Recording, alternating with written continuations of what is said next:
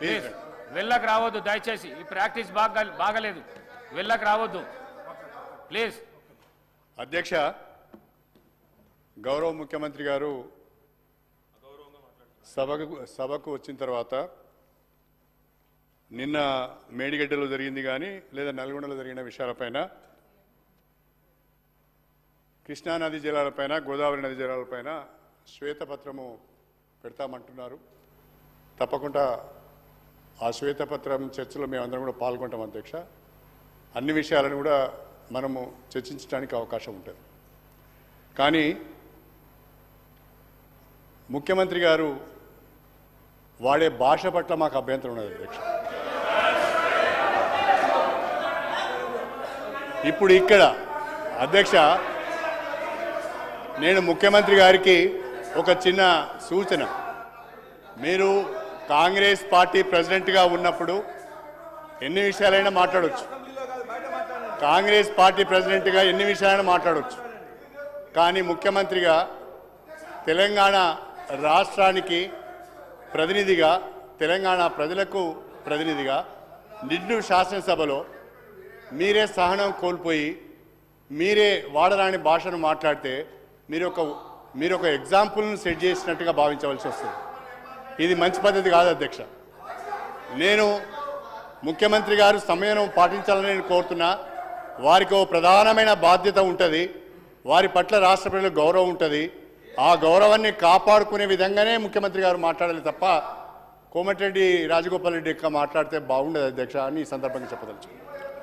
రాజగోపాల్ రెడ్డి గారు నా వ్యక్తిగతంగా నా పేరు తీసుకొని మాట్లాడండి. వినండి ఒక మాట, రాజశేఖర రెడ్డి గారు ఇప్పుడు నా పేరు తీసుకొని మాట్లాడారు. ఏమని? నేను ఎవరినో చీట్ చేశానని, నేను ఎవరికో మోసం చేశానని. అసలు కాంగ్రెస్ పార్టీకి చీడ పురుగు నువ్వు, కాంగ్రెస్ పార్టీని చీట్ చేసింది నువ్వు, కాంగ్రెస్ పార్టీని నాశనం చేసింది గారు, Congress party legislative affairs minister గారు. సార్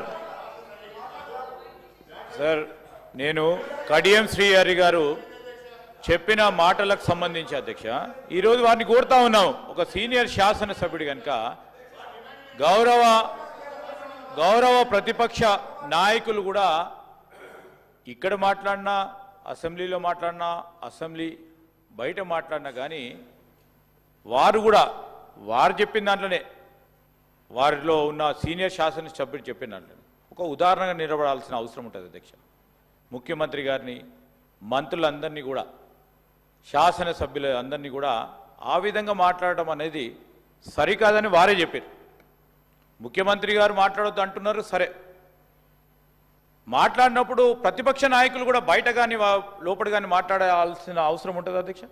ఒక ఉదాహరణ నిలవాల్సిన వాళ్ళు సుదీర్ఘ రాజకీయ అనుభవం ఉన్న వ్యక్తి అధ్యక్ష, సుదీర్ఘ రాజకీయ అనుభవం ఉన్న వ్యక్తి అధ్యక్ష, 10 సంవత్సరాల కాలం పాటు ముఖ్యమంత్రిగా చేసిన అధ్యక్ష, వారి భాష వారి గురించి చెప్పాలా? వారు మాట్లాడిన దానికి అది సరికాదని చెప్పే రీతిలో ముఖ్యమంత్రి గారు మాట్లాడటం జరిగింది అధ్యక్ష. మేము ఈరోజు కూడా కోరుతా ఉన్నాం, సభా సాంప్రదాయాలని, సభా గౌరవాన్ని పెంచే ఉదాహరణగా నిలబెట్టే ప్రయత్నం మేము చేస్తూ ఉన్నాం అధ్యక్ష. దానికి తోడ్పడాలి అధ్యక్ష. ఈరోజు ఎందుకు చెప్తా ఉన్నా అంటే శ్రీహరి గారికి మొన్న రాజగోపాల్ రెడ్డి గారు మాట్లాడుతున్నప్పుడు వారు ఒక విషయాన్ని ప్రస్తావన తీసుకొచ్చారు. దాన్ని మీరు అరే మొన్న మాట్లాడినందుకు వారు మాట్లాడే తరుణంలో వీరు మాట్లాడుంటారు అధ్యక్ష. సో దానికి మీరు సీనియర్ శాసనసభ్యులు కనుక మీరు ఉదాహరణగా నిలబడండి సార్. ఎంత చాలామంది 55 పైమించి కొత్తగా ఎన్నికైన శాసనసభ్యులు ఉన్నారు, వారికి ఒక ఉదాహరణగా నిలబడదాం. ఎందుకు సార్? మనం అందరం కలిసి హౌస్లో ఉన్నప్పుడు మీకు బాధ్యత ఉంటుంది, మాకు బాధ్యత ఉంటుంది. ఈరోజు బాధ్యత గల వ్యక్తులనే మీరు బయటకు పోయి ఇష్టారాజ్యంగా అడ్డగోలుగా మాట్లాడతాం. మీరు ఊరుకోండి, మేం చెప్పిందే నడవాలి, రాష్ట్ర ప్రజలందరూ వినాలా, మొత్తం శాసనసభ్యులు ఉండాలనే ఒక ఆలోచన సరికాదని చెప్తా ఉన్నాం అధ్యక్ష. ఈరోజు మేము చెప్తా ఉన్నాం, definitely we will try to lead sir. ఈరోజు మేము సార్ ఏదైనా అన్పార్లమెంటరీ ఉంటే రాజగోపాల్ రెడ్డి గారు, కేటీఆర్ గారు చెప్పినారు, అన్పార్లమెంటరీ రాజగోపాల్ రెడ్డి గారు ఏదైనా మాట్లాడితే తప్పకుండా ఎక్స్పెండ్ చేయాలి. అదేవిధంగా వారు ఏదైనా అన్పార్లమెంటరీ ఉంటే వారిది కూడా ఎక్స్పెండ్ చేయాలి. We will stand an example sir, definitely. I'm telling you sir మీరు మీ డిస్క్రిప్షన్ లెవెల్లో ప్రెసిడెంట్స్ని పెట్టుకొని సాంప్రదాయాలని ముందుకు తీసుకెళ్లే ప్రయత్నం చేద్దాం సార్. దీని ఇప్పటివరకు సార్ ఈ సబ్జెక్టుకు సంబంధించి మీరు ఈరోజు బడ్జెట్కు సంబంధించి అంశం పైన ఈరోజు డిస్కషన్ చేస్తున్న సందర్భంలో నేను గౌరవ స్పీకర్ గారిని కోరుతాను. I understand your agony as a young member, మేము కూడా we will stand as an example అని చెప్తాను. కానీ అంతకంటే పైమించి సీనియర్లుగా ఉన్న వారు కూడా ఉదాహరణ నిలబడాలి కదా సార్. నిన్న మాట్లాడితేనే ఈరోజు ప్రతిస్పందన వస్తుంది. ఈరోజు మేమేం చెప్తా ఉన్నాం అంటే అధ్యక్ష, బడ్జెట్కు డిస్కషన్కు సంబంధించిన అంశం వారు ఏదైనా మాట్లాడాలన్నా వారు ఈరోజు బలహీన వర్గాలకు సంబంధించింది మాట్లాడారు కడియం శ్రీహరి గారు. రేపు మేము పెట్టబోతా ఉన్నాం తీర్మానం.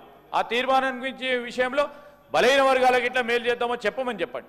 రేపు ఇంతకుముందు ముఖ్యమంత్రి గారు చెప్పినట్టు వైట్ పేపర్ పెడతాం, దాని సందర్భంలో మాట్లాడమని చెప్పండి సార్. ఈరోజు బడ్జెట్ డిస్కషన్ జరుగుతూ ఉంది.